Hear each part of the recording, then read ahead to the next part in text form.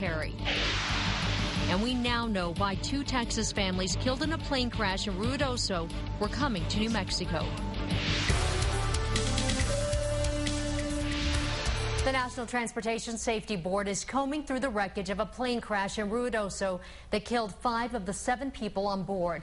Investigators haven't pinpointed an exact cause, but they do say the plane was built for fewer passengers than it was carrying. News 13's Kayla McCarthy is live in Ruidoso with more. Well, Jessica, the twin-engine Cessna involved in this crash was built for 6 people, but there were 7 passengers on board. The NTSB says that extra weight may or may not have contributed to this crash. So I've been asked, was what they did legal? I don't get into whether things are legal or not. What I get into is, could the airplane been flown safely with that much weight in there?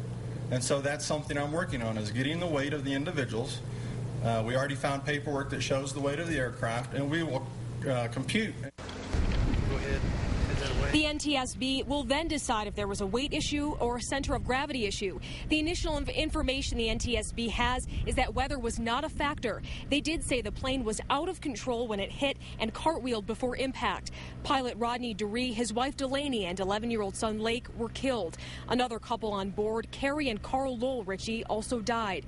They were in New Mexico to bring the ashes of Carl's mother, Mary, to Albuquerque for a memorial service. The ashes and box they were in were not damaged in this crash. We learned late this afternoon that Mary and her son Carl grew up in Albuquerque. Mary graduated from Albuquerque High School and got her degree from UNM. She was being brought back to Albuquerque to be buried next to her husband. A memorial service that was scheduled for Mary tomorrow has been canceled. The NTSB will stay on site for the next day or so to continue their investigation. The final report on the accident may take up to a full year to be completed. Jessica? Okay, Caitlin, the NTSB investigates crashes like this one in hopes of finding solutions to what causes planes to crash. Investigators then make preventative recommendations to the Federal Aviation Administration and airplane manufacturers.